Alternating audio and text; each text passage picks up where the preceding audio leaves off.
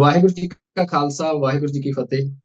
ਦੁਨੀਆ ਭਰ ਵਿੱਚ ਟੀਵੀ 84 ਦੇਖ ਰਹੇ ਦਰਸ਼ਕਾਂ ਨੂੰ ਮੈਂ ਅੱਜ ਦੇ ਇਸ ਪ੍ਰੋਗਰਾਮ ਦੇ ਵਿੱਚ ਜੀ ਆਇਆਂ ਨੂੰ ਕਹਿਣਾ।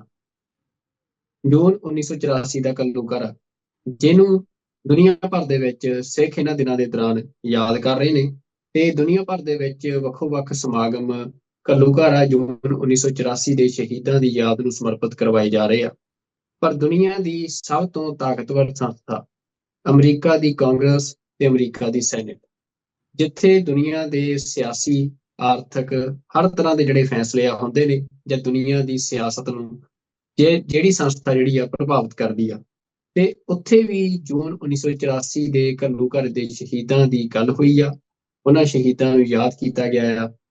ਮੈਂ ਗੱਲ ਕਰ ਰਿਹਾ ਕਿ ਹਰ ਸਾਲ ਦੀ ਤਰ੍ਹਾਂ ਅੱਜ ਅਮਰੀਕਾ ਦੀ ਕਾਂਗਰਸ ਅਤੇ ਅਮਰੀਕਾ ਦੀ ਸੈਨੇਟ ਦੇ ਵਿੱਚ ਸਿੱਖ ਕੌਕਸ ਦੇ ਵੱਲੋਂ ਸਮਾਗਮ ਕਰਵਾਏ ਗਏ, ਜਿਹਦੇ ਵਿੱਚ ਸਭ ਤੋਂ ਪਹਿਲਾਂ ਅਮਰੀਕਾ ਦੀ ਸੈਨੇਟ ਦੇ ਵਿੱਚ ਜੂਨ 1984 ਘੱਲੂਘਾਰੇ ਦੇ ਸ਼ਹੀਦਾਂ ਦੀ ਯਾਦ ਦੇ ਵਿੱਚ ਅਰਦਾਸ ਕੀਤੀ ਗਈ। ਅਰਦਾਸ ਸਮਾਗਮ ਹੋਇਆ ਤੇ ਉਸ ਤੋਂ ਬਾਅਦ ਅਮਰੀਕਾ ਦੀ ਕਾਂਗਰਸ ਦੇ ਵਿੱਚ ਜੂਨ 1984 ਘੱਲੂਘਾਰੇ ਦੇ ਸ਼ਹੀਦਾਂ ਦੀ ਯਾਦ ਦੇ ਵਿੱਚ ਇੱਕ ਪ੍ਰੋਗਰਾਮ ਕੀਤਾ ਗਿਆ। ਸਿੱਖ ਸੰਘਰਸ਼ ਬਾਰੇ ਇਹ ਪ੍ਰੋਗਰਾਮ ਹੋਇਆ, ਜਿਹਦੇ ਵਿੱਚ ਅਮਰੀਕਾ ਦੇ ਵੱਖ-ਵੱਖ ਜਿਹੜੇ ਕਾਂਗਰਸਮੈਨ ਆ ਤੇ ਜਿਹੜੇ ਸਿਆਸੀ ਨੁਮਾਇੰਦੇ ਆ, ਉਹਨਾਂ ਨੇ ਹਾਜ਼ਰੀ ਭਰੀ, ਤੇ ਵੱਖ-ਵੱਖ ਸਿੱਖ ਜਥੇਬੰਦੀਆਂ ਦੇ ਨੁਮਾਇੰਦਿਆਂ ਨੇ ਵੀ ਇਸ ਪ੍ਰੋਗਰਾਮ ਦੇ ਵਿੱਚ ਹਾਜ਼ਰੀ ਭਰੀ। ਤਾਂ ਇਹ ਜਿਹੜੇ ਸਾਰੇ ਪ੍ਰੋਗਰਾਮ ਹੋਏ ਆ, ਤੇ ਕਿਵੇਂ ਇਹ ਪ੍ਰੋਗਰਾਮ ਉਲੀਕੇ ਗਏ, ਜਾਂ ਕਿਵੇਂ ਪਿਛਲੇ ਸਾਲਾਂ ਤੋਂ ਇਹ ਪ੍ਰੋਗਰਾਮ ਕਰਵਾਏ ਜਾ ਰਹੇ ਨੇ, ਇਹਨਾਂ ਬਾਰੇ ਅਸੀਂ ਗੱਲਬਾਤ ਕਰਾਂਗੇ। ਤੇ ਮੇਰੇ ਨਾਲ ਸਿੱਖ ਕੌਕਸ ਕਮੇਟੀ ਦੇ ਜਿਹੜੇ ਕੋਆਰਡੀਨੇਟਰ ਨੇ ਡਾਕਟਰ ਪ੍ਰਿਤਪਾਲ ਸਿੰਘ, ਉਹ ਅੱਜ ਦੀ ਇਸ ਗੱਲਬਾਤ ਦੇ ਵਿੱਚ ਮੌਜੂਦ ਰਹਿਣਗੇ। ਤੇ ਸਭ ਤੋਂ ਪਹਿਲਾਂ ਡਾਕਟਰ ਸਾਹਿਬ, ਮੈਂ ਤੁਹਾਨੂੰ ਜੀ ਆਇਆਂ ਨੂੰ ਕਹਿੰਦਾ ਟੀਵੀ 84 ਤੇ। ਵਾਹਿਗੁਰੂ ਜੀ ਕਾ ਖਾਲਸਾ, ਵਾਹਿਗੁਰੂ ਜੀ ਕੀ ਫਤਿਹ। ਜੀ ਵਾਹਿਗੁਰੂ ਜੀ ਕਾ ਖਾਲਸਾ, ਵਾਹਿਗੁਰੂ ਜੀ ਕੀ ਫਤਿਹ। ਸਰਦਾਰ ਸੁਖਵਿੰਦਰ ਸਿੰਘ, ਹਮੇਸ਼ਾ ਦੀ ਤਰ੍ਹਾਂ ਤੁਹਾਡੇ ਅਦਾਰੇ ਦਾ ਤੇ ਇਸ ਅਦਾਰੇ ਦੇ ਸੰਚਾਲਕ ਡਾਕਟਰ ਅਮਰਜੀਤ ਸਿੰਘ, ਤੁਹਾਡਾ ਸਭ ਦਾ ਹੀ, ਸਾਡੀ ਪੂਰੀ ਟੀਮ ਦਾ ਬਹੁਤ ਬਹੁਤ ਸਵਾਗਤ ਕਿ ਤੁਸੀਂ ਹਮੇਸ਼ਾ ਹੀ ਜਿਹੜੇ ਚਲੰਤ ਮਸਲੇ ਹੁੰਦੇ ਆ, ਜਾਂ ਸਿੱਖ ਕੌਮ ਨੂੰ ਜਿਹੜੇ ਦਰਪੇਸ਼ ਮਸਲੇ ਹੁੰਦੇ, ਜਾਂ ਕੋਈ ਵੀ ਇਸ ਦੇ ਸੰਬੰਧ ਵਿੱਚ ਜਿੰਨੀਆਂ ਵੀ ਅਸੀਂ ਕੋਈ ਕਾਰਵਾਈਆਂ ਕਰਦੇ ਹਾਂ, ਉਹਨਾਂ ਨੂੰ ਤੁਸੀਂ ਪਹਿਲ ਦੇ ਆਧਾਰ ਤੇ ਸੰਗਤਾਂ ਦੇ ਨਾਲ ਸਾਂਝੇ ਕਰਦੇ ਹੋ। ਜੀ ਬਹੁਤ ਧੰਨਵਾਦ ਜੀ ਡਾਕਟਰ ਸਾਹਿਬ ਤੁਹਾਡਾ। ਤੇ ਅੱਜ ਦਾ ਜਿਹੜਾ ਇਹ ਈਵੈਂਟਸ ਹੋਏ ਨੇ ਅੱਜ ਦੇ ਕਾਂਗਰਸ ਦੇ ਵਿੱਚ ਤੇ ਸੈਨੇਟ ਦੇ ਵਿੱਚ, ਸਭ ਤੋਂ ਪਹਿਲਾਂ ਮੈਂ ਚਾਹੁੰਦਾ ਕਿ ਤੁਸੀਂ ਇਹਦੇ ਬਾਰੇ ਜਿਹੜੀ ਜਾਣਕਾਰੀ ਆ ਉਹ ਦਰਸ਼ਕਾਂ ਦੇ ਨਾਲ ਸਾਂਝੀ ਕਰੋ ਕਿ ਅਰਦਾਸ ਸਮਾਗਮ ਵੀ ਹੋਇਆ ਤੇ ਪ੍ਰੋਗਰਾਮ ਵੀ ਉਸ ਤੋਂ ਬਾਅਦ ਹੋਇਆ, ਤੇ ਇਹਨਾਂ ਦੀ ਕੀ ਰੂਪ ਰੇਖਾ ਸੀ ਤੇ ਕਿਸ ਤਰੀਕੇ ਦੇ ਨਾਲ ਇਹ ਪ੍ਰੋਗਰਾਮ ਜਿਹੜੇ ਆ ਕੀਤੇ ਗਏ। ਜੀ ਅੱਜ 4 ਜੂਨ ਸਵੇਰੇ ਕੋਈ 9:30 ਦੇ ਕਰੀਬ ਸਭ ਤੋਂ ਪਹਿਲਾਂ ਸੈਨੇਟ ਦੇ ਵਿੱਚ ਅਰਦਾਸ ਹੋਈ, ਜਿਹੜੀ ਕਿ ਇੱਥੋਂ ਦੀ ਮੋਸਟ ਪਾਵਰਫੁਲ ਸੰਸਥਾ। ਮੈਂ ਇੱਕ ਗੱਲ ਨਾਲ ਦੀ ਨਾਲ ਕਲੀਅਰ ਕਰਤਾ ਚਾਹਾਂ ਕਿ ਜਿਹੜੀ ਸਾਡੀ ਸਿੱਖ ਅਰਦਾਸ ਆ, ਉਹ ਸਿਰਫ ਔਰ ਸਿਰਫ ਗੁਰੂ ਮਹਾਰਾਜ ਦੀ ਹਜ਼ੂਰੀ 'ਚ ਹੀ ਹੋ ਸਕਦੀ। ਜਿਹੜੀ ਅਰਦਾਸ ਇਸ ਤਰ੍ਹਾਂ ਅਸੀਂ ਪਬਲਿਕਲੀ ਗੁਰੂ ਮਹਾਰਾਜ ਦੀ ਹਜ਼ੂਰੀ ਤੋਂ ਬਿਨਾਂ ਜਾਂ ਇੱਥੋਂ ਦੇ ਅਦਾਰਿਆਂ ਵਿੱਚ ਕਰਦੇ ਹਾਂ, ਉਹਨੂੰ ਯੂਨੀਵਰਸਲ ਪ੍ਰੇਅਰ ਕਿਹਾ ਜਾਂਦਾ। ਉਹ ਹੁੰਦੀ ਤਾਂ ਅਰਦਾਸ ਹੀ ਆ, ਪਰ ਉਹਦਾ ਤੌਰ ਤਰੀਕਾ ਜਿਹੜਾ ਉਹ ਅਲੱਗ ਹੁੰਦਾ, ਕਿਉਂਕਿ ਜਿਹੜੀ ਸਾਡੀ ਸਿੱਖ ਅਰਦਾਸ ਆ ਉਹ ਮਹਾਰਾਜ ਦੀ ਹਜ਼ੂਰੀ 'ਚ ਹੀ ਹੋ ਸਕਦੀ। ਮਹਾਰਾਜ ਨੂੰ ਸੰਬੋਧਨ ਹੋ ਕੇ ਅਸੀਂ ਅਰਦਾਸ ਕਰਦੇ ਹਾਂ। ਸੋ ਜਿਹੜੀ ਇਹ ਅਰਦਾਸ ਆ ਸੈਨੇਟ ਦੇ ਵਿੱਚ, ਸਾਡੇ ਇੱਕ ਬਹੁਤ ਦੋਸਤ ਨੇ ਸੈਨੇਟ ਦੇ ਵਿੱਚ, ਮਕੌਰਮਿਕ, ਉਹ ਪੈਨਸਿਲਵੇਨੀਆ ਦੇ ਸੈਨੇਟਰ ਨੇ, ਉਹਨਾਂ ਨੇ ਇਸ ਅਰਦਾਸ ਦਾ ਆਯੋਜਨ ਕੀਤਾ ਸੀ। ਤੇ ਸਾਡੇ ਇਸ ਸਾਲ ਅਸੀਂ ਇਹ ਕੋਸ਼ਿਸ਼ ਕੀਤੀ ਕਿ ਜਿਹੜੇ ਸਾਡੇ ਇੱਕ ਬੀਬੀ ਜੀ ਸੀ ਪੈਨਸਿਲਵੇਨੀਆ ਤੋਂ ਹੀ, ਉਹ ਡਾਕਟਰ ਨੇ ਪੇਸ਼ੇ ਵਜੋਂ, ਉਹਨਾਂ ਨੇ ਆ ਕੇ ਇਸ ਜਿਹੜੀ ਅਰਦਾਸ ਆ ਉਹ ਪਰਫਾਰਮ ਕੀਤੀ।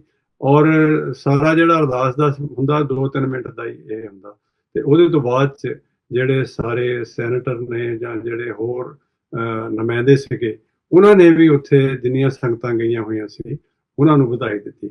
ਕੋਈ 60-70 ਦੇ ਕਰੀਬ ਸੰਗਤ ਦੇ ਮੈਂਬਰ ਸਾਡੇ ਸੀਗੇ, ਤੇ ਸਾਈਮਲਟੇਨੀਅਸਲੀ 2 ਪ੍ਰੋਗਰਾਮ ਚੱਲ ਰਹੇ ਸੀ। ਇੱਕ ਤਾਂ ਸੰਗਤ ਦੇ ਸੈਨੇਟ ਦੇ ਵਿੱਚ ਸਵੇਰੇ ਅਰਦਾਸ ਹੋਈ ਆ ਕੋਈ 9:30 ਦੇ ਕਰੀਬ, ਫਿਰ 9:30 ਤੋਂ ਲੈ ਕੇ 11:30 ਵਜੇ ਤੱਕ ਕੈਪੀਟਲ ਦੇ ਥੱਲੇ ਇੱਕ ਜਿਹੜਾ ਰਿਮੈਂਬਰੈਂਸ ਪ੍ਰੋਗਰਾਮ ਰੱਖਿਆ ਹੋਇਆ ਸੀ। ਮੈਂ ਇੱਕ ਗੱਲ ਹੋਰ ਦੱਸਦਾ ਜਾਵਾਂ ਵੀ ਜਿਹੜਾ ਇਹ ਅਰਦਾਸ ਸਮਾਗਮ ਸੀ, ਜਿੱਥੇ 1984 ਦੇ ਸ਼ਹੀਦਾਂ ਨੂੰ ਅਸੀਂ ਯਾਦ ਕੀਤਾ, ਉੱਥੇ ਨਾਲ ਦੀ ਨਾਲ ਅਮਰੀਕਾ ਦੀ ਆਜ਼ਾਦੀ ਨੂੰ 250 ਸਾਲ ਹੋ ਗਿਆ। ਉਹ 250 ਸਾਲ ਦੇ ਸੰਬੰਧ ਵਿੱਚ, ਅਤੇ ਜਿਹੜੇ 1984 ਦੇ ਸਾਡੇ ਸ਼ਹੀਦ ਨੇ ਸਾਕਾ ਦਰਬਾਰ ਸਾਹਿਬ ਦੇ, ਉਹਨਾਂ ਨੂੰ ਯਾਦ ਕੀਤਾ ਗਿਆ। ਸੋ ਜਿਹੜਾ ਅਸੀਂ ਇਨਵਾਈਟ ਵੀ ਸੀਗਾ ਉਹਦੇ ਵਿੱਚ ਵੀ ਇਹੀ ਸੀ, remembering celebrating 250th anniversary and remembering Saka Darbar ਸਾਹਿਬ ਇਨ ਦਾ ਕਾਂਗਰਸ। ਤੁਸੀਂ ਕਾਂਗਰਸ ਦੋਨਾਂ ਨੂੰ ਕਹਿ ਦਿੰਦੇ, ਸੈਨੇਟ ਵੀ ਤੇ ਕਾਂਗਰਸ ਵੀ, ਉਹਨਾਂ ਨੂੰ ਕਾਂਗਰਸ ਹੀ ਕਿਹਾ ਜਾਂਦਾ। ਸੋ 9:30 ਤੋਂ ਬਾਅਦ ਜਿਹੜਾ ਕਾਂਗਰਸ ਦੇ ਵਿੱਚ ਕੈਪੀਟਲ ਦੇ ਥੱਲੇ ਇੱਕ ਸਮਾਗਮ ਹੋਇਆ, ਜਿਹਦੇ ਵਿੱਚ ਵੱਖ-ਵੱਖ ਜਿਹੜੇ ਸਾਡੇ ਸੀਨੀਅਰ ਲੈਵਲ ਤੇ ਜਾਂ ਜਿਹੜੇ ਫਰੈਸ਼ਮੈਨ ਕਾਂਗਰਸਮੈਨ ਆ ਉਹਨਾਂ ਨੇ ਪਾਰਟਿਸਿਪੇਟ ਕੀਤਾ। ਉਹਨਾਂ ਦੇ ਵਿੱਚ ਜਿਹੜਾ ਵਿਸ਼ੇਸ਼ ਰੂਪ ਵਿੱਚ ਜਿਹੜੇ ਪਾਰਟਿਸਿਪੇਟ ਕੀਤੇ, ਸਾਡੇ ਦੋਨੇ ਹੀ ਜਿਹੜੇ ਕੋ-ਚੇਅਰ ਨੇ, ਕੈਲੀਫੋਰਨੀਆ ਤੋਂ ਡੇਵਿਡ ਵੈਲਾਡਿਓ ਅਤੇ ਪੈਂਸਿਲਵੇਨੀਆ ਤੋਂ ਮੈਰੀ ਕੇਸ ਕੈਮਲਨ, ਉਹਨਾਂ ਨੇ ਪਾਰਟਿਸਿਪੇਟ ਕੀਤਾ। ਉਹਦੇ ਨਾਲ ਦੀ ਨਾਲ ਜਿਹੜੇ ਰਿਪਬਲਿਕਨ ਪਾਰਟੀ ਦੇ ਮੈਜੋਰਟੀ ਵਿਪ ਨੇ ਟੌਮ ਐਮਰ, ਤੇ ਉਹ ਨੰਬਰ 2 ਦੇ ਲੀਡਰ ਨੇ ਅਮਰੀਕਾ ਦੇ ਵਿੱਚ ਰਿਪਬਲਿਕਨ ਪਾਰਟੀ ਦੇ। ਇਸੇ ਤਰ੍ਹਾਂ ਇਹ ਮੈਜੋਰਟੀ ਵਿਪ ਨੇ। ਮਾਈਨੋਰਟੀ ਵਿਪ ਬੀਬੀ ਕੈਥਰੀਨ ਕਲਾਰਕ, ਜਿਹੜੇ ਕਿ ਮੈਸ ਤੋਂ ਮੈਂਬਰ ਨੇ ਕਾਂਗਰਸ ਦੇ, ਉਹਨਾਂ ਨੇ ਆ ਕੇ ਪਾਰਟਿਸਿਪੇਟ ਕੀਤਾ।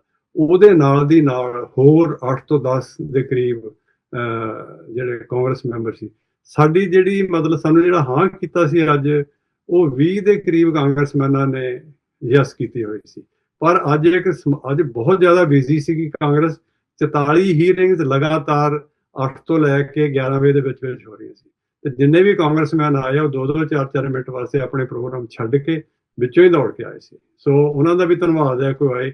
ਉਹਨਾਂ ਦੇ ਵਿੱਚ ਕਾਂਗਰਸਮੈਨ ਜਿਮ ਕੋਸਟਾ ਜਿਹੜੇ ਕੈਲੀਫੋਰਨੀਆ ਤੋਂ ਨੇ, ਪੀਟ ਸੈਸ਼ਨਸ ਜਿਹੜੇ ਟੈਕਸਸ ਦੇ ਬੜੇ ਸੀਨੀਅਰ ਮੈਂਬਰ ਨੇ, ਟੌਮ ਸ਼ਵਾਜ਼ੀ ਨਿਊਯਾਰਕ ਤੋਂ ਨੇ, ਐਡਮ ਗਰੇ ਕੈਲੀਫੋਰਨੀਆ ਤੋਂ ਨੇ, ਤੇ ਰਾਇਨ ਮਕੈਂਜੀ ਉਹ ਪੈਂਸਿਲਵੇਨੀਆ ਤੋਂ ਨੇ। ਇਸ ਤਰ੍ਹਾਂ ਮਤਲਬ ਕੋਈ 10 ਦੇ ਕਰੀਬ ਕਾਂਗਰਸਮੈਨਾਂ ਨੇ ਪਾਰਟਿਸਿਪੇਟ ਕੀਤਾ। ਤੇ ਸੈਨੇਟਰ ਜਿਹੜੇ ਜਿਲੀ ਬ੍ਰਾਂਡ ਨੇ ਨਿਊਯਾਰਕ ਦੇ, ਉਹ ਵੀ ਮੀਟਿੰਗ ਵਿੱਚ ਸਟਕ ਸੀਗੇ। ਉਹਨਾਂ ਨੇ ਇੱਕ ਆਪਣਾ ਨੁਮਾਇੰਦਾ ਭੇਜਿਆ ਸੀ।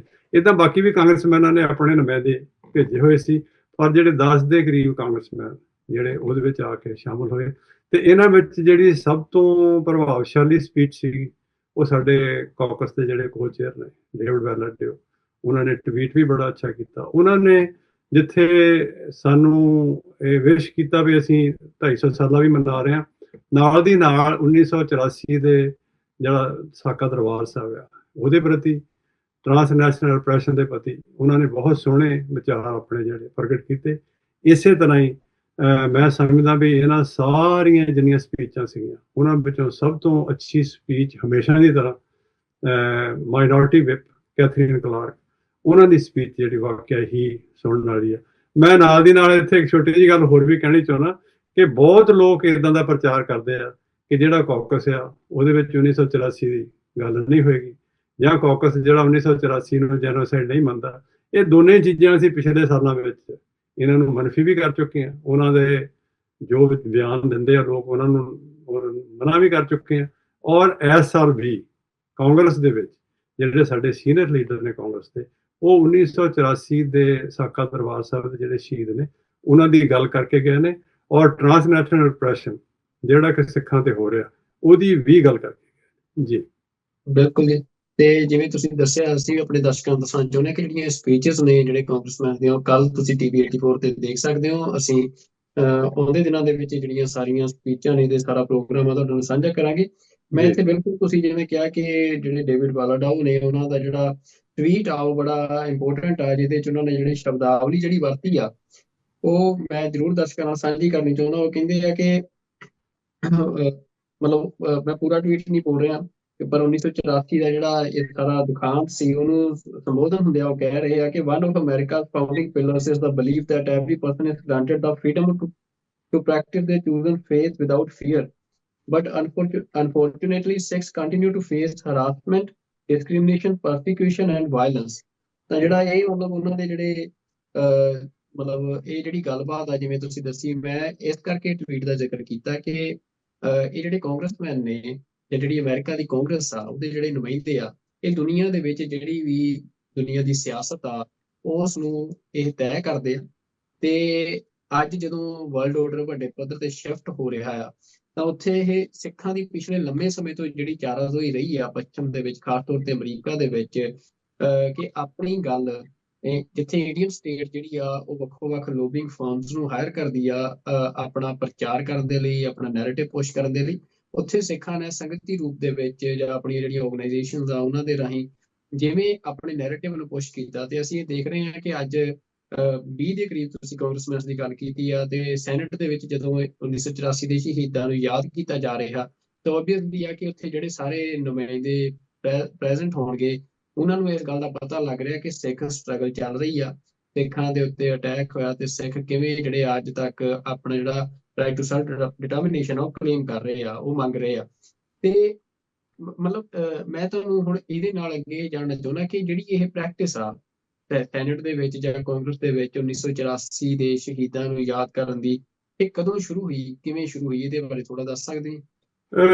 ਇਹ ਅੱਜ ਤੋਂ ਕੋਈ ਪਹਿਲਾਂ ਪੈਨਸਿਲਵੇਨੀਆ ਦੇ ਹੀ ਸੈਨੇਟਰ ਟੂਮੀ ਹੁੰਦੇ ਸੀ।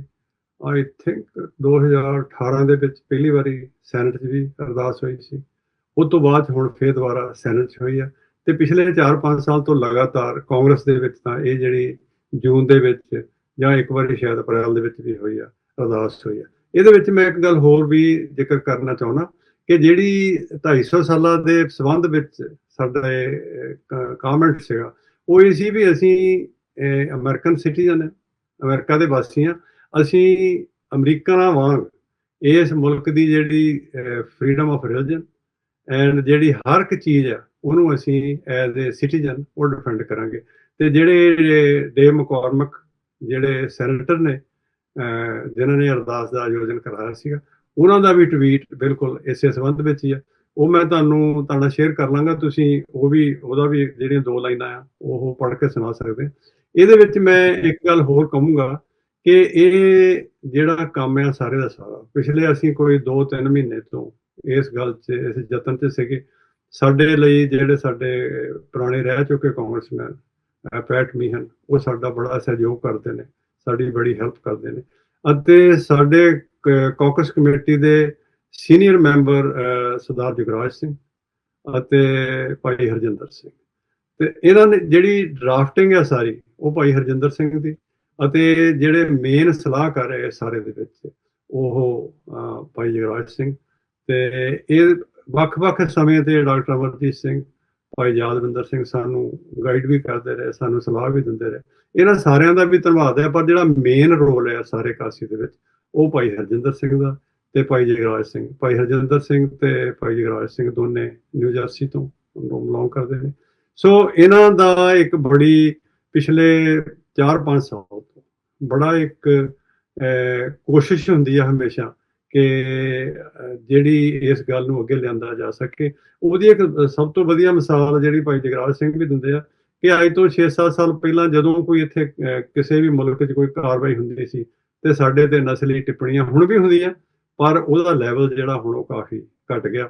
ਹੁਣ ਜਿਹੜੀ ਰੈਕੋਗਨੀਸ਼ਨ ਹੈ ਐਜ਼ ਏ ਸਿੱਖ, ਉਹਦਾ ਠੀਕ ਹੈ, ਹੇਟ ਕ੍ਰਾਈਮ ਅਜੇ ਵੀ ਹੈਗਾ, ਪਰ ਫਿਰ ਵੀ ਅੱਗੇ ਦੇ ਨਾਲੋਂ ਜਿਹੜਾ ਇਹ ਬਹੁਤ ਫਰਕ ਹੈ। ਇਹ ਸਾਰੇ ਕਾਸੀ ਵਾਸਤੇ ਅਸੀਂ ਲਗਾਤਾਰ ਯਤਨ ਕਰ ਰਹੇ ਹਾਂ, ਔਰ ਸਾਡੀਆਂ ਜਿਹੜੀਆਂ ਸਹਿਯੋਗੀ ਜਥੇਬੰਦੀਆਂ ਸਿੱਖ ਕੋਆਰਡੀਨੇਸ਼ਨ ਕਮੇਟੀ ਈਸਟ ਕੋਸਟ, ਉਹਦੇ ਕੋਆਰਡੀਨੇਟਰ ਸਰਦਾਰ ਅਹਿਮਦ ਸਿੰਘ ਹਮੇਸ਼ਾ ਹੀ ਸਾਡੇ ਨਾਲ ਕੰਧ ਸਾਨੂੰ ਬੈਕਅਪ ਕਰਦੇ ਨੇ। ਇਸੇ ਤਰ੍ਹਾਂ ਹੀ ਵਰਲਡ ਸਿੱਖ ਪਾਰਲੀਮੈਂਟ ਨੇ ਵੀ ਇਹਦਾ ਧੰਨਵਾਦ ਕੀਤਾ। ਅਮਰੀਕਨ ਗੁਰਦੁਆਰਾ ਪ੍ਰਬੰਧਕ ਕਮੇਟੀ ਨੇ ਵੀ ਸਾਡੇ ਇਸ ਕੰਮ ਦੀ ਸ਼ਲਾਘਾ ਕਰਦਿਆਂ ਸਾਨੂੰ ਸਹਿਯੋਗ ਵੀ ਪੂਰਾ ਦਿੱਤਾ। ਔਰ ਮੈਂ ਧੰਨਵਾਦ ਕਰਨਾ ਚਾਹੁੰਦਾ ਕਿ ਆਪਣੇ ਨਿਊਯਾਰਕ ਤੋਂ, ਨਿਊ ਜਰਸੀ ਤੋਂ, ਪੈਨਸਿਲਵੇਨੀਆ ਤੋਂ ਔਰ ਵਾਸ਼ਿੰਗਟਨ DC ਦੇ ਏਰੀਏ ਦੇ ਜਿੰਨੇ ਗੁਰਦੁਆਰਾ ਸਾਹਿਬ ਆ, ਆਲਮੋਸਟ ਸਾਰਿਆਂ ਦੇ, ਮੈਂ ਨਾਂ ਲਵਾਂ ਤਾਂ ਬਹੁਤ ਲੰਬੀ ਲਿਸਟ ਹੈ, ਸਾਰਿਆਂ ਦੇ ਪ੍ਰਧਾਨ ਸਾਹਿਬ ਜਾਂ ਸਕੱਤਰ ਸਾਹਿਬ ਜਾਂ ਮੈਨੇਜਮੈਂਟ ਕਮੇਟੀਆਂ ਜਿਹੜੀਆਂ ਅੱਜ ਉੱਥੇ ਆਈਆਂ ਹੋਈਆਂ ਸੀ, ਉਹਨਾਂ ਸਾਰਿਆਂ ਨੇ ਆ ਕੇ ਸਾਨੂੰ ਜਿੱਥੇ ਸਹਿਯੋਗ ਦਿੱਤਾ, ਸਾਡੇ ਨਾਲ ਵੀ ਖੜੇ ਹੋਏ ਨੇ। ਔਰ ਖਾਸ ਤੌਰ ਤੇ ਕੈਲੀਫੋਰਨੀਆ ਤੋਂ ਵੀ ਜਿਹੜੇ ਸਿੰਘ ਆ ਇਹ ਸਾਰੇ ਕਾਸੀ ਵਿੱਚ ਆਏ ਹੋਏ ਸੀ। ਜਿੰਨੇ ਵੀ ਦੇਖੋ, ਇੱਕ ਹੁਣ ਲੋਕਾਂ 'ਚ ਸੰਗਤਾਂ ਵਿੱਚ ਉਤਸ਼ਾਹ ਵੀ ਆ, ਤੇ ਉਹਨਾਂ ਸਾਰਿਆਂ ਨੇ ਆ ਕੇ ਜਿੱਥੇ ਸਾਡਾ ਹੌਸਲਾ ਵਧਾਇਆ, ਹੌਸਲਾ ਅਫਜ਼ਾਈ ਕੀਤੀ ਆ, ਸਾਨੂੰ ਉਹਨਾਂ ਦਾ ਪੂਰਨ ਜਿਹੜਾ ਸਹਿਯੋਗ ਰਿਹਾ ਜੀ। ਬਿਲਕੁਲ ਜੀ।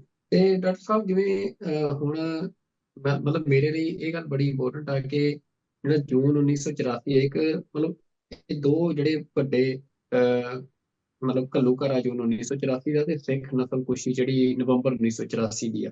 ਜੀ ਤੇ ਇਹ ਦੋਨੇ ਜਿਹੜੀਆਂ ਘਟਨਾਵਾਂ ਨੇ ਉਹਨਾਂ ਦੇ ਵਿੱਚ ਅਸੀਂ ਦੇਖਦੇ ਹਾਂ ਕਿ ਜਿਹੜੀ ਨਸਲਕੁਸ਼ੀ ਆ ਦਿੱਲੀ ਜਾਂ ਭਾਰਤ ਦੇ ਵੱਖ-ਵੱਖ ਖਿੱਤਿਆਂ ਦੇ ਵਿੱਚ 1984 ਚ ਹੋਈ, ਜੀ ਉਹਨੂੰ ਇੱਕ ਅਲੱਗ ਲੈਂਸ ਤੋਂ ਜਿਹੜਾ ਆ ਦੇਖਿਆ ਜਾਂਦਾ ਹੈ।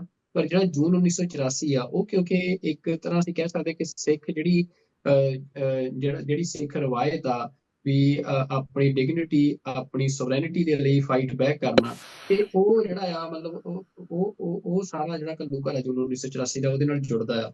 ਤੇ ਉਹਦੇ ਵਿੱਚ ਜਿਹੜੀ ਕਾਂਗਰਸ ਆ ਉਹ ਜਦੋਂ ਉਹਦੇ ਵਿੱਚ ਜਿਹੜਾ ਜੂਨ 1984 ਦਾ ਇਸ ਤਰੀਕੇ ਦੇ ਨਾਲ ਸਮਾਗਮ ਹੋਣਾ, ਤਾਂ ਅਸੀਂ ਇਹ ਕਹਿ ਸਕਦੇ ਹਾਂ ਕਿ ਇਹ ਕਿਤੇ ਨਾ ਕਿਤੇ ਜਿਹੜੀ ਰੈਕੋਗਨੀਸ਼ਨ ਆ, ਮਤਲਬ ਜਿਹੜੀ ਸਿੱਖ ਸਟਰਗਲ ਫॉर ਸੋਵਰੈਨਿਟੀ ਆ, ਖਾਲਿਸਤਾਨ ਦੀ ਕਾਇਮੀ ਦੇ ਲਈ ਜਿਹੜਾ ਸਿੱਖ ਸੰਘਰਸ਼ ਆ, ਕਿ ਉਹਦੇ ਲਈ ਮਤਲਬ ਜਿਹੜੀ ਉਹਦੀ ਰੈਕੋਗਨੀਸ਼ਨ ਆ ਉਹਦੇ ਵੱਲ ਨੂੰ ਇੱਕ ਸਟੈਪ ਫੋਰਵਰਡ ਇਹਨੂੰ ਮੰਨਿਆ ਜਾਵੇ ਕਿ ਜਦੋਂ ਜੂਨ 1984 ਨੂੰ ਜਾਂ ਜਿਹੜੀ ਉਹ ਤੋਂ ਬਾਅਦ ਖਾਲਿਸਤਾਨ ਦਾ ਐਲਾਨਨਾਮਾ ਆ ਉਹਨੂੰ ਉਹ ਇਸ ਤਰੀਕੇ ਦੇ ਨਾਲ ਕਾਂਗਰਸ ਦੇ ਵਿੱਚ ਹੋ ਰਹੀਆਂ ਇਵੈਂਟਸ ਦੇ ਵਿੱਚ ਰੈਕੋਗਨਾਈਜ਼ ਕੀਤਾ ਜਾਂਦਾ ਹੈ। ਦੇਖੋ, ਇਹ ਸਾਡੀ ਆਪਣੀ ਅੰਡਰਸਟੈਂਡਿੰਗ ਹੋ ਸਕਦੀ ਹੈ, ਪਰ ਜਿੱਥੋਂ ਤੱਕ ਕਾਂਗਰਸ ਦਾ ਸਵਾਲ ਆ ਉਹਦੇ ਵਿੱਚ ਪਿਛਲੇ 2 ਸਾਲ ਤੋਂ 1984 ਮਤਲਬ ਕੱਲਾ ਨਵੰਬਰ ਨਹੀਂ, ਅਸੀਂ ਉਹਦੇ ਵਿੱਚ ਸਾਲ ਲਿਖਿਆ 1984 ਕਿ 1984 ਵਿੱਚ ਜਿਹੜੀਆਂ ਘਟਨਾਵਾਂ ਹੋਈਆਂ ਉਹ ਨਸਲਕੁਸ਼ੀ ਦੇ ਨਾਲ ਸੰਬੰਧਿਤ ਸੀ, ਚਾਹੇ ਉਹ ਸਾਕਾ ਦਰਬਾਰ ਸਾਹਿਬ ਸੀ, ਚਾਹੇ ਨਵੰਬਰ ਦੀ ਜਿਹੜੀ ਘਟਨਾਵਾਂ ਹੈਗੀਆਂ ਇੰਦਰਾ ਗਾਂਧੀ ਦੇ ਮਰਨ ਤੋਂ ਬਾਅਦ। ਸੋ ਬੇਸਿਕਲੀ ਜਿਹੜਾ ਇਹ ਨਸਲਕੁਸ਼ੀ ਦਾ ਦੌਰਾ ਕਾਫੀ ਪਿੱਛੇ ਤੋਂ ਚੱਲ ਰਿਹਾ, ਪਰ ਇਹ ਖੁੱਲ ਕੇ ਜਿਹੜੀ ਗੱਲ ਸਾਹਮਣੇ ਆਈ ਜਦੋਂ ਤੋਂ ਦਰਬਾਰ ਸਾਹਿਬ ਤੇ ਹਮਲਾ ਹੋਇਆ, ਉਹਦੇ ਨਾਲ ਇਹ ਹੋਰ ਪ੍ਰਚੰਡ ਹੋਈ, ਉਹਨਾਂ ਦੀ ਜਿਹੜੀ ਸੀ ਉਹਨਾਂ ਦੀ ਅਗਨੀ ਜਿਹੜੀ ਸੀ ਹੋਰ ਪ੍ਰਚੰਡ ਹੋਈ ਆ, ਔਰ ਉਹਨਾਂ ਨੇ ਸਾਡੇ ਤੇ ਫਰੰਟਲ ਬਲੋ ਸੀਗਾ ਉਹਨਾਂ ਵੱਲੋਂ। ਤੇ ਤੁਹਾਡੀ ਗੱਲ ਬਿਲਕੁਲ ਠੀਕ ਹੈ ਕਿ ਜਿਹੜਾ ਕਾਂਗਰਸ ਦੇ ਵਿੱਚ ਪਿਛਲੇ 2 ਸਾਲ ਤੋਂ ਜਿਹੜੇ ਇਹ 1984 ਦਾ ਜਿਹੜਾ ਸਾਕਾ ਆ ਉਹਨੂੰ ਦਰਸਾਉਂਦਿਆਂ ਨਸਲਕੁਸ਼ੀ ਦੇ ਵਜੋਂ 2 ਵਾਰੀ ਕਾਂਗਰਸ ਦੇ ਵਿੱਚ ਇਹਦਾ ਮਤਾ ਪੇਸ਼ ਕੀਤਾ ਜਾ ਚੁੱਕਿਆ। ਇਹਦੇ ਵਾਸਤੇ ਨਾ ਮੈਂ ਇੱਕ ਗੱਲ ਹੋਰ ਕਹਿਣੀ ਚਾਹਾਂਗਾ ਕਿ ਬਹੁਤ ਲੋਕ ਇਹ ਕਹਿੰਦੇ ਨੇ ਵੀ ਕਈ ਬੰਦਿਆਂ ਨੇ ਤੇ ਇੱਥੋਂ ਤੱਕ ਵੀ ਕਹਿ ਕੇ ਵੀ ਜਿਹੜਾ ਪੇਸ਼ ਹੀ ਨਹੀਂ ਹੋਇਆ ਮਤਾ, ਵੀ ਉਹਦੇ ਵਿੱਚ ਇਹ ਨਹੀਂ ਆਪਣੇ ਕੋਲੋਂ ਬਣਾ ਕੇ ਉਹਦੇ ਅਖਬਾਰਾਂ 'ਚ ਛਾਪ ਦਿੱਤਾ। ਸੋ ਮੈਂ ਬੇਨਤੀ ਕਰਾਂਗਾ ਕਿ ਇਹਦੇ ਤੇ ਬਕਾਇਦਾ ਉਹਦਾ ਨੰਬਰ ਲੱਗਿਆ ਹੋਇਆ, ਤੇ ਫਿਰ ਕੋ ਸਪਾਂਸਰ ਨੇ ਜਿਨ੍ਹਾਂ ਨੇ ਕੋ ਸਪਾਂਸਰ ਕੀਤਾ ਹੋਇਆ। ਪਰ ਮੈਂ ਨਾਲ ਦੀ ਨਾਲ ਇੱਕ ਗੱਲ ਬੜੀ ਕਲੀਅਰ ਕਰਨੀ ਚਾਹੁੰਦਾ ਕਿ ਇਸ ਸਾਲ ਵੀ ਅਸੀਂ ਕੋਸ਼ਿਸ਼ ਕਰਾਂਗੇ ਇਹ ਜਿਹੜਾ ਮਤਾ ਆ ਇਹ ਮਾਰਕਅਪ ਵਾਸਤੇ ਆ ਜਾਏ, ਪਰ ਹੋਪਫੁਲੀ ਹੋ ਸਕਦਾ ਸਾਨੂੰ ਇੱਕ ਵਾਰੀ ਦੁਬਾਰਾ ਫਿਰ ਕੋਸ਼ਿਸ਼ ਕਰਨੀ ਪਵੇ, ਕਿਉਂਕਿ ਜਿਹੜੀ ਜੀਓਪੋਲੀਟੀਕਲ ਸਿਚੁਏਸ਼ਨ ਹੈ ਨਾ ਉਹ ਇਹਦੇ ਨਾਲ ਬਹੁਤ ਕੁਝ ਜੁੜੀ ਹੋਈ ਹੈ, ਉਹ ਇਹਦੇ ਨਾਲ ਬੜੀ ਜੁੜੀ ਹੋਈ ਹੈ। ਪਰ ਹਾਂ, ਜਿਹੜੀਆਂ ਇਸ ਤਰ੍ਹਾਂ ਦੀਆਂ ਹਿਊਮਨ ਰਾਈਟਸ ਦੀਆਂ ਘਟਨਾਵਾਂ ਨੇ, ਤੁਸੀਂ ਦੁਨੀਆ ਦੇ ਸਾਹਮਣੇ ਜਿਹੜੀ ਮੋਸਟ ਪਾਵਰਫੁਲ ਪਾਰਲੀਮੈਂਟ ਹੈ ਉਹਦੇ ਵਿੱਚ ਦੁਨੀਆ ਦੇ ਸਾਹਮਣੇ ਜਿਹੜੇ ਆਪਣਾ ਵਰਤਾਂਤ ਆ ਉਹ ਸਿਰਜਦੇ ਆ, ਉਹਦੇ ਤੋਂ ਫਿਰ ਕਈ ਰਸਤੇ ਖੁੱਲ੍ਹਦੇ ਆ, ਕਈ ਪਾਸੇ ਨੂੰ ਇਹ ਜਾਂਦੇ ਆ। ਮੈਂ ਨਾਲ ਦੀ ਨਾਲ ਹੀ ਜ਼ਿਕਰ ਕਰਾਂ ਕਿ ਸਾਡੇ ਜਿਹੜੇ ਕਾਕਸ ਦੇ ਕੋ-ਚੇਅਰ ਨੇ ਡੇਵਿਡ ਵੈਲਾਡਿਓ, ਉਹ ਬਹੁਤ ਜ਼ਿਆਦਾ ਯਤਨਸ਼ੀਲ ਨੇ ਇਸ ਸਾਰੇ ਕਾਸੇ ਦੇ ਵਿੱਚ। ਉਹਨਾਂ ਨੇ ਜਿੱਥੇ 1984 ਦੇ ਨਸਲਕੁਸ਼ੀ ਦਾ ਮਤਾ ਜਿਹੜਾ ਪੇਸ਼ ਕੀਤਾ, ਪਿਛਲੇ ਦਿਨਾਂ 'ਚ ਹੇਟ ਕ੍ਰਾਈਮ ਦੇ ਉੱਪਰ ਡੇਵਿਡ ਵੈਲਾਡਿਓ ਨੇ ਕਾਂਗਰਸਮੈਨ ਗੋਥਹਾਈਮਰ ਦੇ ਨਾਲ ਮਿਲ ਕੇ ਮਤਾ ਪੇਸ਼ ਕੀਤਾ। ਉਹ ਹੋਪਫੁਲੀ ਉਹ ਮੈਨੂੰ ਲੱਗਦਾ ਸ਼ਾਇਦ ਇਸ ਸਾਲ ਕਾਂਗਰਸ ਉਹਨੂੰ ਪਾਸ ਕਰ ਦੇਗੀ। ਪਰ ਨਾਲ ਦੀ ਨਾਲ ਜਿੱਥੇ ਤੁਸੀਂ ਪਹਿਲਾਂ ਇੱਕ ਲਫ਼ਜ਼ ਵਰਤਿਆ ਸੀ ਰੈਕੋਗਨੀਸ਼ਨ ਦਾ, ਜਿਹੜਾ 1984 ਦੇ ਨਸਲਕੁਸ਼ੀ ਦੇ ਮੁਤਲਕ ਜਿਹੜਾ ਮਤਾ ਹੈ ਉਹ ਪੜ੍ਹਨ ਵਾਲਾ ਹੈ। ਉਹਦੇ ਵਿੱਚ ਜਿੱਥੇ ਜ਼ਿਕਰ ਕੀਤਾ ਵੀ ਇਹਨਾਂ ਸ਼ਹਿਰਾਂ 'ਚ ਆਹ ਕੁਛ ਹੋਇਆ, ਨੰਬਰ ਦਾ ਜ਼ਿਕਰ ਕੀਤਾ ਹੋਇਆ, ਉਹਦੇ ਵਿੱਚ ਸਭ ਤੋਂ ਜਿਹੜੀਆਂ ਉੱਪਰਲੀਆਂ 2 ਲਾਈਨਾਂ ਆ ਉਹ ਬੜੇ ਧਿਆਨਯੋਗ ਦੇਖਣ ਵਾਲੀਆਂ ਕਿ ਸਭ ਤੋਂ ਪਹਿਲਾਂ ਕਮੈਮੋਰੇਸ਼ਨ ਕਿ ਹਾਂ ਇਹ ਹੋਇਆ, ਫਿਰ ਰੈਕੋਗਨੀਸ਼ਨ, ਉਸ ਗੱਲ ਨੂੰ ਰੈਕੋਗਨਾਈਜ਼ ਕਰਨਾ, ਨੰਬਰ 3 ਅਕਾਊਂਟੇਬਿਲਿਟੀ। ਇੱਥੇ ਬਹੁਤ ਸਾਰੇ ਲੋਕ ਹੈ ਜਿਨ੍ਹਾਂ ਨੇ ਪਿਛਲੇ ਸਮੇਂ ਵਿੱਚ ਜਿਹੜੇ ਨਸਲਕੁਸ਼ੀ ਦਾ ਨਾਂ ਲੈ ਕੇ, ਨਸਲਕੁਸ਼ੀ ਦਾ ਮਤਾ ਹੈ ਨਹੀਂ ਸੀ, ਉਹ ਮਤੇ ਪੇਸ਼ ਵੀ ਕੀਤੇ ਤੇ ਇੱਕ ਜੋ ਜਗ੍ਹਾ ਕੈਲੀਫੋਰਨੀਆ 'ਚ ਵੀ ਪਹਿਲਾਂ ਪਾਸ ਹੋਇਆ। ਹਾਲਾਂਕਿ ਜਿਹੜਾ ਅਸਲੀ ਨਸਲਕੁਸ਼ੀ ਦਾ ਮਤਾ ਆ ਉਹ ਬੀਬੀ ਜਸਮੀਤ ਕੌਰ ਬੈਂਸ ਨੇ 2 ਸਾਲ ਪਹਿਲਾਂ ਪਾਸ ਕਰਵਾਇਆ ਸੀ। ਸੋ ਜਿਹੜੀ ਹਿੰਦੁਸਤਾਨ ਦੀ ਸਰਕਾਰ ਆ ਉਹਦਾ ਪੂਰਾ ਜ਼ੋਰ ਲੱਗਿਆ ਹੋਇਆ ਵੀ ਤੁਸੀਂ ਇਹਨੂੰ ਮੈਸੇਕਰ ਕਹਿ ਲਓ, ਇਹਨੂੰ ਕਤਲੇਆਮ ਕਹਿ ਲਓ, ਦੰਗੇ ਕਹਿ ਲਓ, ਪਰ ਤੁਸੀਂ ਨਸਲਕੁਸ਼ੀ ਦਾ ਸ਼ਬਦ ਨਾ ਵਰਤੋ, ਕਿਉਂਕਿ ਜਦੋਂ ਮੈਂ ਪਹਿਲਾਂ ਕਿਹਾ ਵੀ ਕਮੈਮੋਰੇਸ਼ਨ, ਰੈਕੋਗਨੀਸ਼ਨ ਤੇ ਫਿਰ ਅਕਾਊਂਟੇਬਿਲਿਟੀ, ਅਕਾਊਂਟੇਬਿਲਟੀ ਦਾ ਮਤਲਬ ਇਹ ਹੈ ਵੀ ਜਦੋਂ ਇਹ ਮਤਾ ਕਾਂਗਰਸ ਨੇ ਪਾਸ ਕੀਤਾ ਫਿਰ ਅਕਾਊਂਟੇਬਿਲਟੀ ਹੋਏਗੀ ਵੀ ਜਿਨ੍ਹਾਂ ਲੋਕਾਂ ਨੇ ਇਹ ਜਿਹੜਾ ਨਰਸੰਹਾਰ ਕੀਤਾ, ਨਸਲਕੁਸ਼ੀ ਕੀਤੀ ਆ, ਉਹਨਾਂ ਨੂੰ ਇੰਟਰਨੈਸ਼ਨਲ ਕੋਰਟ ਦੇ ਵਿੱਚ ਲਿਆ ਕੇ ਉਹਨਾਂ ਤੇ ਮੁਕੱਦਮਾ ਚਲਾਇਆ ਜਾ। ਸੋ ਇਸ ਗੱਲ ਤੋਂ ਹਿੰਦੁਸਤਾਨ ਦੀ ਸਰਕਾਰ ਘਬਰਾਉਂਦੀ ਹੈ ਤੇ ਹਿੰਦੁਸਤਾਨ ਦੇ ਸਰਕਾਰ ਦੇ ਕੁਝ ਕਰਿੰਦੇ ਜਿਹੜੇ ਇਹ ਕਹਿੰਦੇ ਆ ਵੀ ਇਹ ਨਸਲਕੁਸ਼ੀ ਦਾ ਮਤਾ ਹੈ ਹੀ ਨਹੀਂ ਜਾਂ ਇਹ ਪੇਸ਼ ਹੀ ਨਹੀਂ ਹੋਇਆ, ਇਹਨਾਂ ਨੇ ਆਪਣੇ ਕੋਲੋਂ ਬਣਾ ਕੇ ਪੇਸ਼ ਕਰਤਾ। ਸੋ ਇਹ ਉਹਨਾਂ ਵਾਸਤੇ ਵੀ ਅਸੀਂ ਬੇਨਤੀ ਕਰਾਂਗੇ ਵੀ ਤੁਸੀਂ ਜਿਹੜੀਆਂ ਚੀਜ਼ਾਂ ਆ ਉਹਨਾਂ ਨੂੰ ਸਹੀ ਪਰਸਪੈਕਟਿਵ ਵਿੱਚ ਦੇਖੋ, ਇਸ ਤਰ੍ਹਾਂ ਕੌਮ ਦੀਆਂ ਅੱਖਾਂ ਦੇ ਵਿੱਚ ਘੱਟਾ ਨਾ ਪਾਓ ਤੇ ਚੀਜ਼ਾਂ ਨੂੰ ਗਲਤ ਰੰਗਤ ਨਾ ਦਿਓ। ਬਿਲਕੁਲ ਜੀ ਡਾਕਟਰ ਸਾਹਿਬ। ਤੇ ਜਾਂਦੇ ਜਾਂਦੇ ਕੋਈ ਜਿਹੜਾ ਮੈਸੇਜ ਹੋਰ ਤੁਸੀਂ ਦੇਣਾ ਚਾਹੁੰਦੇ ਹੋ ਸੰਗਤਾਂ ਨੂੰ ਜੂਨ ਦੇ ਮਹੀਨੇ ਦੇ ਰਿਗਾਰਡਿੰਗ? ਦੇਖੋ, ਇਹਨੂੰ ਆਪਾਂ ਤੀਜੇ ਘੱਲੂਘਾਰੇ ਦੇ ਤੌਰ ਤੇ ਯਾਦ ਕਰਦੇ ਹਾਂ। ਇਹਨਾਂ ਨੂੰ ਜਿਹੜਾ ਸਿੱਖਾਂ ਦੀ ਯਾਦ ਚੇਤੇ ਵਿੱਚੋਂ, ਚੇਤਨਤਾ ਦੇ ਵਿੱਚੋਂ ਇਹ ਚੀਜ਼ਾਂ ਕਦੀ ਵੀ ਵੱਖ ਨਹੀਂ ਹੋਣਗੀਆਂ। ਅਸੀਂ ਐਜ਼ ਏ ਸਿੱਖ ਇਹਨਾਂ ਨੂੰ ਹਮੇਸ਼ਾ ਯਾਦ ਰੱਖਾਂਗੇ ਔਰ ਇਸ ਗੱਲ ਦੇ ਯਤਨ ਕਰਾਂਗੇ ਦੁਨੀਆ ਦੀਆਂ ਤਾਕਤਾਂ ਦੇ ਨਾਲ ਮਿਲ ਕੇ ਕਿ ਦੁਬਾਰਾ ਸਾਡੇ ਤੇ ਇਹ ਵਰਤਾਂਤ ਨਾ ਸਿਰਜਿਆ ਜਾਵੇ ਜਾਂ ਸਾਨੂੰ ਇਸ ਵਿੱਚੋਂ ਨਾ ਲੰਘਣਾ ਪਵੇ। ਇੱਥੇ ਮੈਂ ਗੱਲ ਹੋਰ ਕਹਿਣੀ ਚਾਹਾਂਗਾ ਕਿ ਅਸੀਂ ਜਿਹੜਾ ਸਾਡੀਆਂ ਹੱਕੀ ਮੰਗਾਂ ਸੀਗੀਆਂ, ਜਿਨ੍ਹਾਂ ਦੇ ਵਾਸਤੇ 1982 ਦੇ ਵਿੱਚ ਸੰਤ ਬਾਬਾ ਜਰਨੈਲ ਸਿੰਘ ਨੇ ਤੇ ਅਕਾਲੀ ਦਲ ਨੇ ਰਲ ਕੇ ਜਿਹੜਾ ਮੋਰਚਾ ਲਾਇਆ ਸੀ, ਧਰਮ ਯੁੱਧ ਮੋਰਚਾ, ਉਹਦੇ ਵਿੱਚ ਕੋਈ ਖਾਲਿਸਤਾਨ ਦੀ ਮੰਗ ਨਹੀਂ ਸੀਗੀ, ਉਹ ਸਾਡੀਆਂ ਹੱਕੀ ਮੰਗਾਂ ਸੀਗੀਆਂ।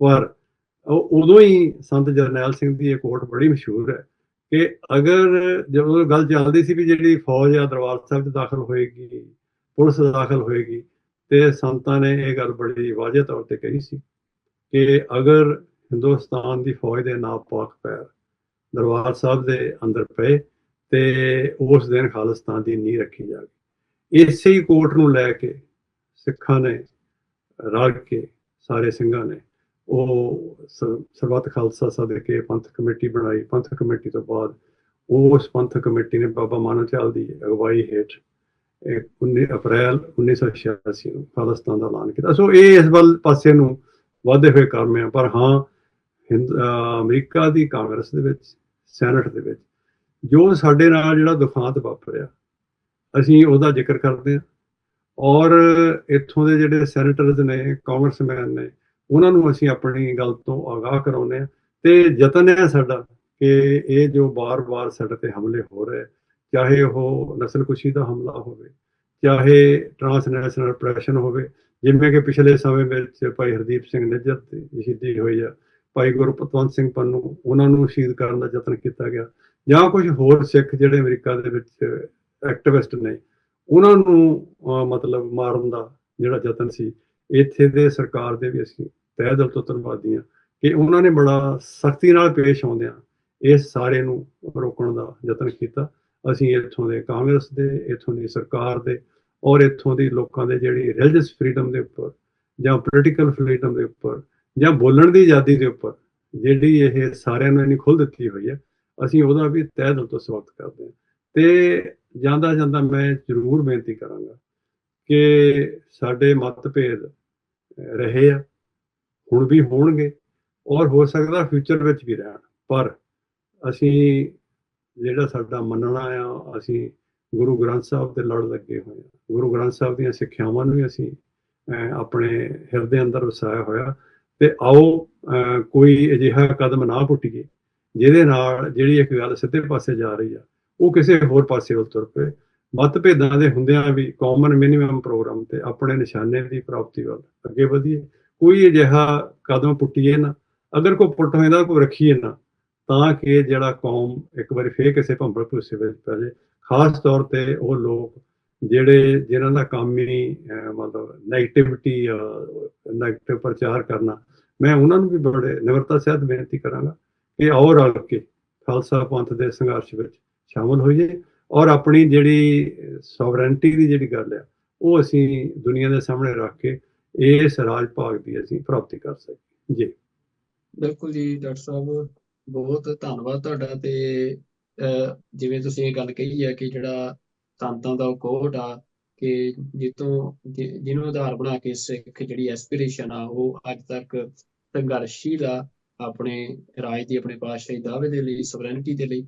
ਤਾਂ ਇੱਥੇ ਬੜੀ ਇਹ ਸਮਝਣ ਵਾਲੀ ਗੱਲ ਆ ਸਾਰੇ ਦਰਸ਼ਕਾਂ ਦੇ ਲਈ ਵੀ ਕਿ ਜਿਹੜੇ ਇਹ ਯਤਨ ਸਾਰੇ ਕੀਤੇ ਜਾ ਰਹੇ ਆ, ਚਾਹੇ ਵਾਸ਼ਿੰਗਟਨ ਡੀਸੀ ਦੇ ਵਿੱਚ ਹੋਣ, ਚਾਹੇ ਉਹ ਯੂਨਾਈਟਿਡ ਨੇਸ਼ਨ ਦੇ ਵਿੱਚ, ਤਾਂ ਇਹਦਾ ਆਧਾਰ ਬਿਲਕੁਲ ਸੰਤਾਂ ਦੇ ਉਸ ਕੋਟ ਨੂੰ ਤੁਸੀਂ ਯੂਨਾਈਟਿਡ ਨੇਸ਼ਨ ਦਾ ਜਿਹੜਾ ਚਾਰਟਰ ਆ ਉਹਦੇ ਨਾਲ ਜੋੜ ਕੇ ਸਮਝ ਸਕਦੇ ਹੋ, ਜਿਹਦੇ ਵਿੱਚ ਰਾਈਟ ਟੂ ਸੈਲਫ ਡਿਟਰਮੀਨੇਸ਼ਨ ਦੀ ਗੱਲ ਆ। ਤੇ ਉਹਦੇ ਤੇ ਜਦੋਂ ਵੱਖੋ ਵੱਖ ਵਿਦਵਾਨਾਂ ਨੇ ਆਪਣੀ ਰਾਏ ਦਿੱਤੀ ਆ, ਰਾਈਟ ਟੂ ਸੈਲਫ ਡਿਟਰਮੀਨੇਸ਼ਨ ਨੂੰ ਡਿਫਾਈਨ ਕੀਤਾ, ਤਾਂ ਉਹ ਬੜਾ ਸਪਸ਼ਟ ਕਰਦੇ ਆ ਕਿ ਜਦੋਂ ਵੀ ਕਿਸੇ ਕੌਮ ਦੇ ਉੱਤੇ ਜਾਂ ਲੋਕਾਂ ਦੇ ਕਿਸੇ ਵੀ ਭਾਈਚਾਰੇ ਦੇ ਉੱਤੇ ਨਸਲਕੁਸ਼ੀ ਵਰਗਾ ਵਰਤਾਰਾ ਵਾਪਰਦਾ ਆ, ਤਾਂ ਉਹਨਾਂ ਦੇ ਕੋਲੇ ਲੈਜੀਟੀਮੇਟ ਰਾਈਟ ਆ ਜਾਂਦਾ ਆ ਉਸ ਕੌਮ ਦੇ ਕੋਲ ਕਿ ਉਹ ਜਿਹੜਾ ਉਸ ਮੁਲਕ ਤੋਂ ਵੱਖ ਹੋਣ ਦਾ ਜਿਹੜਾ ਆਪਣਾ ਅਧਿਕਾਰ ਆ ਉਹਨੂੰ ਵਾਇਆ ਰੈਫਰੈਂਡਮ, ਵਾਇਆ ਪਲੇਬਿਸਾਈਟ ਜਿਹੜਾ ਆ ਉਹ ਪ੍ਰੈਕਟਿਸ ਕਰ ਸਕਦੇ ਆ ਤੇ ਆਪਣਾ ਵੱਖਰਾ ਮੁਲਕ ਜਿਹੜਾ ਬਣਾ ਸਕਦੇ ਆ। ਕਿਉਂਕਿ ਜਿਹੜਾ ਮੁਲਕ ਉਹਨਾਂ ਦਾ ਜੈਨੋਸਾਈਡ ਕਰ ਰਿਹਾ ਹੈ ਜਾਂ ਉਹਨਾਂ ਦੀ ਨਸਲਕੁਸ਼ੀ ਕਰ ਰਿਹਾ ਹੈ, ਉਸ ਮੁਲਕ ਦੇ ਕੋਲ ਕੋਈ ਅਧਿਕਾਰ ਨਹੀਂ ਕਿ ਉਹਨਾਂ ਨੂੰ ਆਪਣੇ ਨਾਲ ਨੱਥੀ ਕਰਕੇ ਜਾਂ ਆਪਣੇ ਅਧੀਨ ਰੱਖੇ।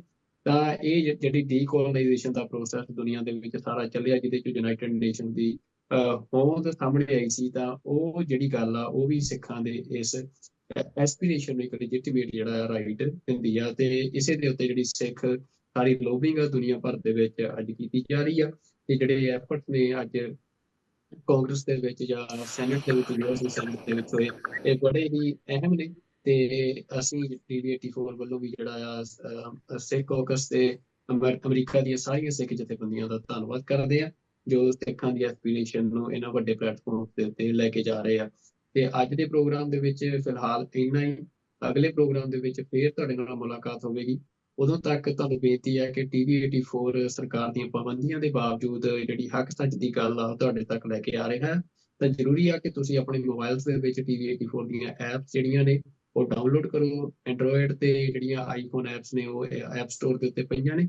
ਤੇ ਇਸ ਤੋਂ ਇਲਾਵਾ ਤੁਹਾਡੀ ਸਪੋਰਟ ਦੇ ਨਾਲ ਹੀ ਟੀਵੀ 84 ਚੱਲ ਰਿਹਾ, ਤੇ tv84.com ਜਿਹੜੀ ਵੈਬਸਾਈਟ ਆ ਉਹਦੇ ਤੇ ਜਾ ਕੇ ਤੁਸੀਂ ਡੋਨੇਟ ਬਟਨ ਦੇ ਰਾਹੀਂ ਜਿਹੜੀ ਆਪਣੀ ਸਪੋਰਟ ਆ, ਆਪਣਾ ਦਸਵੰਧ ਆ, ਉਹ ਟੀਵੀ 84 ਨੂੰ ਦੇ ਸਕਦੇ ਹੋ। ਤੇ ਅੱਜ ਦੇ ਪ੍ਰੋਗਰਾਮ ਵਿੱਚ ਫਿਲਹਾਲ ਇੰਨਾ ਹੀ। ਫੇਰ ਮਿਲਾਂਗੇ ਅਗਲੇ ਪ੍ਰੋਗਰਾਮ ਦੇ ਵਿੱਚ। ਉਦੋਂ ਤੱਕ ਰੱਬ ਰੱਖਾ ਜੀ। ਵਾਹਿਗੁਰੂ ਜੀ ਕਾ ਖਾਲਸਾ, ਵਾਹਿਗੁਰੂ। ਵਾਹਿਗੁਰੂ।